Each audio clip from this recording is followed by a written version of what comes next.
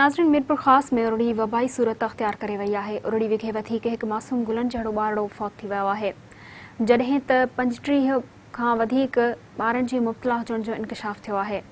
उन हवाले सां तफ़सील ॾियण लाइ असां टेलीफोन लाइन ते मौजूद आहे महराण टीवी जो रिपोर्टर तालिब शर। जी तालिब, छा तफ़सील आहिनि?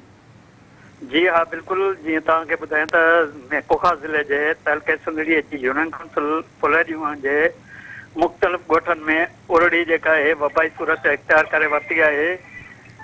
उन में जेको आहे हीउ ॻोठु खेतो भयो में जेको उन में ग़रीब पोरियत आहे जीअण शहर, जंहिंजो 2 साला पुटु मुमताज़ उरड़ीअ विघे फौत थियो ऐं उते साॻी ॻोठ सां तहलीक रखंदड़ 3 साला आबिद वलद ग़ुलाम हुसैन शहर जेको उरड़ीअ जे मर्ज़ में मुब्तला आहे, खेसि इस्पताल दाख़िल कयो वियो आहे। ऐं हुन बाबति जेको मुमताज़ आहे उन बाबति उते जे वारसनि जो इहो चवणु हो त हीउ असुल में रहंदड़ सागड़ जो हो, जेको हिते घुमण लाइ पहुता हुआ ऐं हिनखे उरड़ी थी।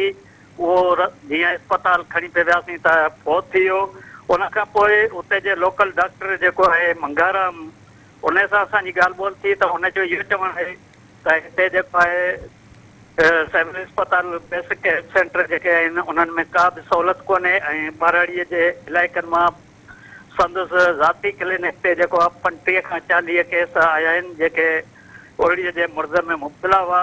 हिन इहो बि चयो त हिते जेको रूरल हेल्थ सेंटर फुलेरियूं आहे या गिरवट शरीफ़ आहे, हिंगोरनो आहे ऐं तहलके हेडक्वार्टर जेको बारोमेल आहे उते का बि अहिड़ी सहूलियत कोन्हे। ऐं इहे ॻोठाणा आहिनि जिन जा रस्ता बि परे आहिनि ऐं उहे ग़रीब पोरियत जेके सुवारी न हुजण करे इस्पताल मां सरकारी इस्पताल मां इलाजु नथा कराए सघनि।